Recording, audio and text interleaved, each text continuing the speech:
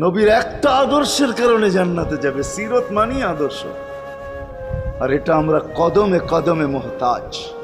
কেননা এই ছোট জীবনটা যদি গ্রহণযোগ্যতা পর্যন্ত পৌঁছাইতে হয় আল্লাহর কাছে, চাই নারী হই, চাই যুবক হই, চাই বৃদ্ধ হই, যেই মানুষই হই না কেন, যেখানেরই হই না কেন, যেই বাসারই হই না কেন, যেই বর্ণেরই হই না কেন, যেই পেশারই হই না কেন, যেই সোসাইটিরই হই না কেন, এই জীবনটাকে যদি গ্রহণযোগ্যতা পর্যন্ত পৌঁছাইতে হয় কার কাছে? দুনিয়া আলাদের কাছে না, মালিকের কাছে, যিনি এক ফোঁটা পানির থেকে অস্তিত্ব দিছেন, যার কাছে আবার আমাদেরকে ফিরা যেতে হবে।